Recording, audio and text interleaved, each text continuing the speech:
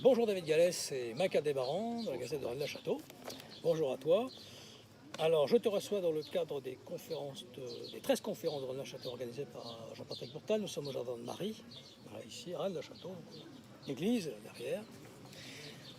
Donc tu as fait une conférence justement sur les apparitions mariales.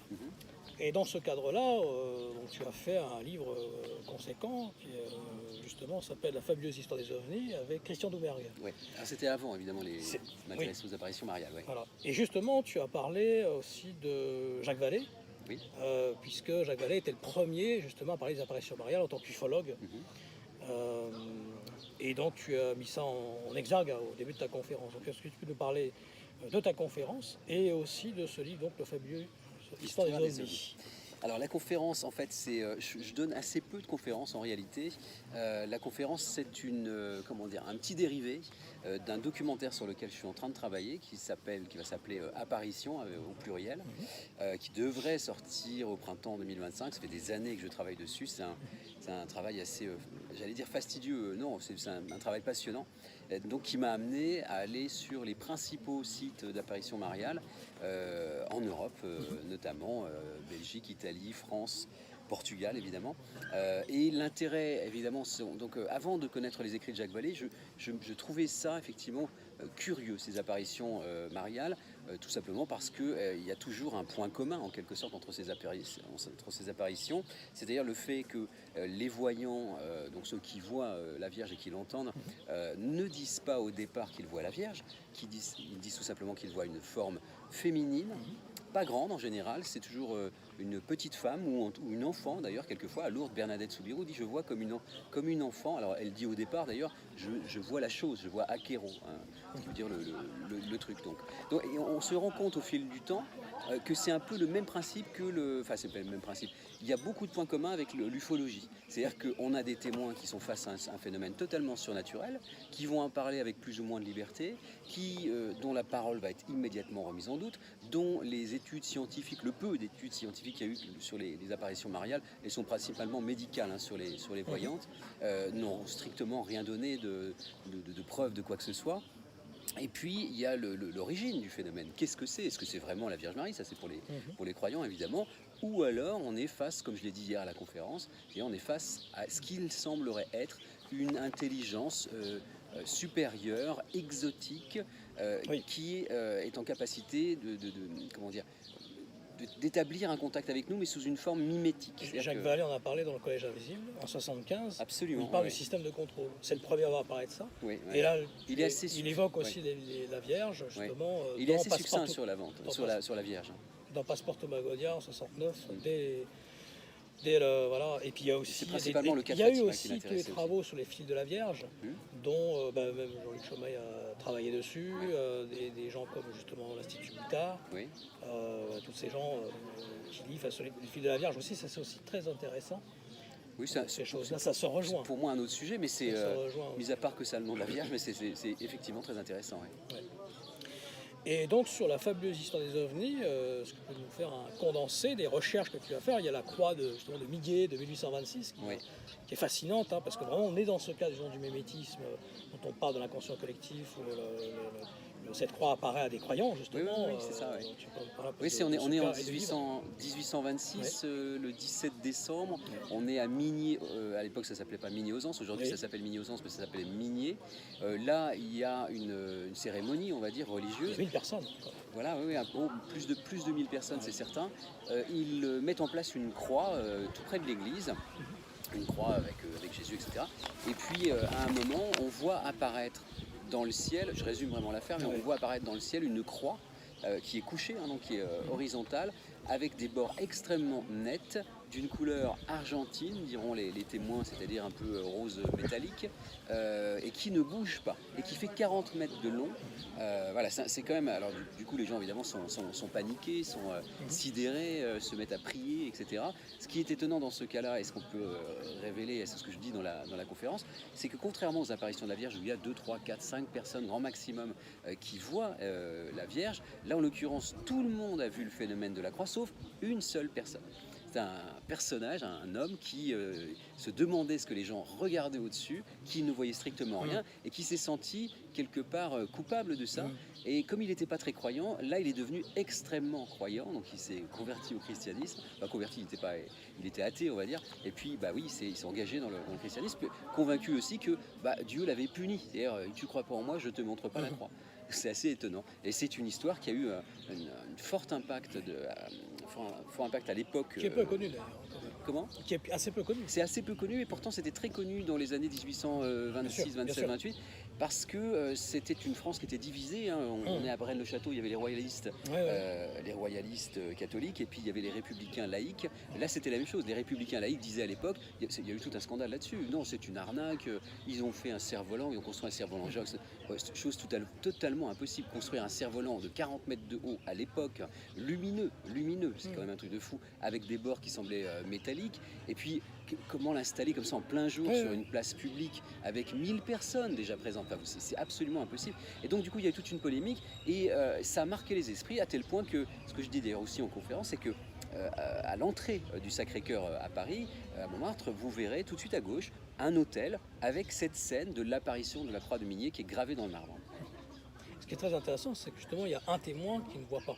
Ah oui, c'est ça qui est Alors fascinant. ça, c'est très intéressant parce qu'on est tout à fait dans l'idée de l'effet dose, où le phénomène nous plonge dans un effet dose. Des fois, c'est que 2 ou 3 personnes, et puis les autres ne le voient pas. Ouais. Et là, par contre, c'est lui qui ne devait pas voir. Voilà. Donc, ce qui prouve bien qu'il y a un effet holographique, voilà, c'est ça. ou un effet... c'est un effet télépathique peut-être. Ouais. Et on revient finalement, justement, on parlait des dirigeables de 1897, où il y a ce côté mimétique, où c'était pas possible, il ne pouvait pas aller aussi vite. Mais bien sûr. Et avec ces grandes lumières, on a l'impression que ça prend la forme du Zeitgeist, l'esprit du moment. C'est ça, exactement, tout à fait. C'est l'esprit du moment qui est pris et qui justement fait en miroir. Qui est capté et qui veut donc cette chose qui va capter cette pensée va s'adapter et va se mettre à prendre la forme de ce qu'on croit voir. Et en même temps, on ne sait pas justement la signification, le pourquoi. C'est comme Camus dit, le miroir reflète mais n'enseigne pas. Absolument. Il nous reflète mais on ne sait pas ce que ça veut dire. Oui, c'est ça, on est toujours dans le questionnement là-dessus, sans problème. Oui. Et alors sur le phénomène ovni, justement, ton avis, finalement, parce que au départ, tu n'étais pas spécialement...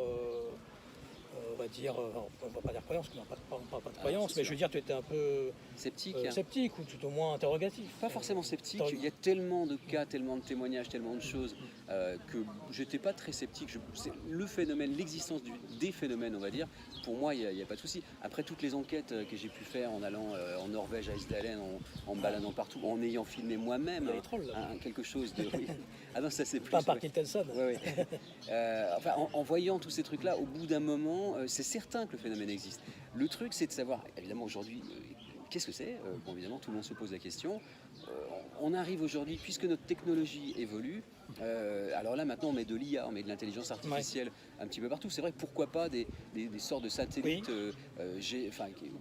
avec une intelligence artificielle à l'intérieur. C'est ce que dit Eric Zorcher. Voilà, cette intelligence artificielle est-elle, on va dire... organique. Système de contrôle. Voilà, c'est possible aussi. Donc si on a une intelligence artificielle dans des corps, très clairement, ça devient vraiment la vie. Donc on est visité par des êtres intelligents, mais conçus par une autre civilisation. Et peut-être une civilisation qui a disparu depuis 10, 30 ou 400 millions d'années. Tu as fait plusieurs livres, notamment La France mystérieuse. En compagnie justement de Christian Doumergue, c'est l'édition de l'Opportun. Là aussi, alors là c'est beaucoup plus vaste, parce que vous allez de Rennes-la-Château à Brocéliande, à Hieron du Val d'Or, vous faites un peu un mix de tout ça pour je parle pas de Hieron du Val d'Or dans La France mystérieuse, me semble-t-il, mais et c'est pas un livre que j'ai écrit avec Christian Doumergue, il est possible. Ah oui, non, pardon. Qu'un chapitre ou deux, j'ai demandé à Christian effectivement de m'éclairer beaucoup sur le sujet, mais sinon non. Et sinon, oui, tous les sujets qui existent en France, effectivement, là aussi, c'est passionnant. On voit qu'on est dans un des pays les plus riches en histoire, d'abord, et puis en énigmes. On a des quantités, en trésors aussi. C'est un pays dont le sous-sol est probablement riche de trésors, comme rarement ailleurs dans le monde. Quoi.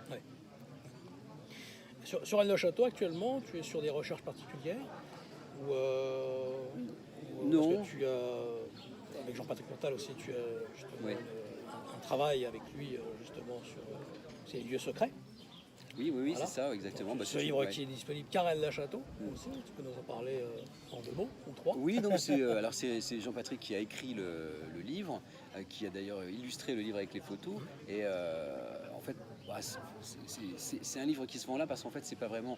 C'est un livre. Commande de Évidemment. la mairie, en C'est une commande de la collaboration avec le maire de mairie. C'est Rennes-le-Château. voilà, c'est normalement on va dire un livre qui est censé effectivement dévoiler des mystères. Et effectivement, on voit des choses dans ce livre qu'on ne voit nulle part ailleurs. Et moi, ce que j'ai fait en fait, c'est que j'ai réalisé toutes les vidéos du livre. Alors en réalité, il y a des QR codes pour chaque Voilà. chapitre. Et chaque vidéo, quelquefois, dure 10, 12, 15 minutes. Donc en fait, au final, vous avez un documentaire pratiquement d'1 h 15 avec les lieux secrets de Rennes-le-Château ou des témoignages exclusifs, on va dire, sur l'histoire de Rennes-le-Château. Quant à moi, sur l'histoire de Rennes-le-Château, bah, je fais comme d'hab, c'est-à-dire je me questionne, j'écoute. Et Bah, tu t'es fait connaître déjà en 2003 sur France 2 pour Rennes-le-Château. oui, oui, oui, oui, on avait fait oui, bien sûr. Mais, André. ouais, avec Et sa André, maquette. absolument, tout à Sa fait. fameuse maquette. Oui, mais voilà, moi je suis normalement un journaliste, c'est fait pour relater ce qu'il entend ou les faits et surtout d'essayer d'analyser pour voir s'il y a recoupé, voir s'il y a des choses qui sont intéressantes ou pas. Ici, on est aujourd'hui dans, comment dire, on navigue dans les théories. Donc là, vérifier certaines théories, quelquefois c'est simple, et quelquefois c'est, bon, on peut pas. Enfin, je veux dire, là c'est juste de l'imagination et c'est tant mieux comme ça. Et bon, on travaille sur quelque chose dont je n'ai pas le droit de parler encore aujourd'hui. Voilà, on a fait des choses et peut-être que ça pourra déboucher sur quelque chose d'extraordinaire, moi je le souhaite, mais pour l'instant voilà, ça reste totalement secret. Est-ce qu'il y a une partie de Rennes-le-Château qui t'intéresse le plus, qui te semble le plus proche Dans l'histoire, dans l'histoire, voilà, qui est très vaste, hein, qui est très labyrinthique. ouais. Bah, ce qui m'a vraiment intéressé, c'est les anciens du village. On a fait D'accord. beaucoup d'interviews de vieux du village et au bout d'un moment, des gens qui ont vraiment vécu ici, certains avaient connu Marie Desnarnaud, j'ai appris plein de trucs sur Boudet, j'ai appris plein de trucs sur Marie Desnarnaud justement, et donc un petit peu sur Saunière, et puis surtout sur la vie, quelle était la vie vraiment ici. Et on voit, en fait, là on imagine encore mal le décalage qu'il y avait entre la vie de Saunière ici, c'est-à-dire son train de vie qui était absolument exceptionnel, mais en même temps il était très proche du peuple, etc. C'est cette partie-là moi qui m'intéresse, la partie un petit peu historique. Quant à l'idée, comment dire, à l'idée de qu'est-ce qui s'est passé ici, moi je suis assez convaincu qu'il y a une histoire effectivement de trésor, c'est certain, que ce trésor, comme le dit Paul Sauzet, ou comme, La crypte. comme tu le dis, alors pas forcément la crypte, enfin en tout cas est un trésor d'église et qu'il y a eu une manipulation, c'est-à-dire Saunière a trouvé un trésor d'église important, Bah, très c'était important. du brouillard, c'était lyonnaise, c'était angélique aussi. Oui, Pour être derrière, ouais, c'est ça. derrière Plantard. Mais il a voulu. Enfin, derrière, alors ça, Saunière, ouais, Plantard, je ça sais va. pas du tout ça. Pour moi, il y a eu un. Ça va faire 3, donc ok. oui. Allez, troisième. Pour moi, il y a eu spoliation de biens d'église par Saunière pour financer la cause royaliste. Et puis au bout d'un moment, la cause royaliste étant perdue, bah voilà. Il se met à construire. Je pense vraiment que quand il a fait la villa, d'ailleurs il y a très peu habité, hein, ou quasiment pas, son idée c'était de la donner aux prêtres retraités du coin. Mais je pense sincèrement qu'il a fait ça. Après bon, voilà, il en a mis plein la vue, c'est sûr. Mais je pense que l'évêché de Carcassonne savait très bien ce qu'il avait fait, très bien ce qu'il avait éventuellement trouvé, et il ne pouvait pas lui dire bon bah rends-nous ça. Il pouvait simplement l'accuser de trafic, de tout ce qu'on veut. Ouais. Quand je parlais de la Société angélique aussi, je regroupais l'Iron du Val d'Or aussi, et ce genre de choses. Est-ce que tu as Une conclusion un livre, oui, une conclusion et un livre sur lequel tu travailles actuellement ou c'est secret? Alors pas de livre, là j'ai vraiment arrêté les livres, je pense que j'avais tout ce que j'avais écouté, toutes les histoires que j'avais racontées, je les ai racontées globalement. Peut-être sur les apparitions j'en ferai un, mais non, je bosse vraiment sur mon documentaire sur les apparitions. D'accord. Et puis voilà, non, pas de livre pour l'instant, c'est pas programme. Ok. Eh bien, merci beaucoup, David Gallet, pour cette interview. Merci à toi, Mike. Avec plaisir, voilà, dans le cadre de Rennes-le-Château. À bientôt. Merci.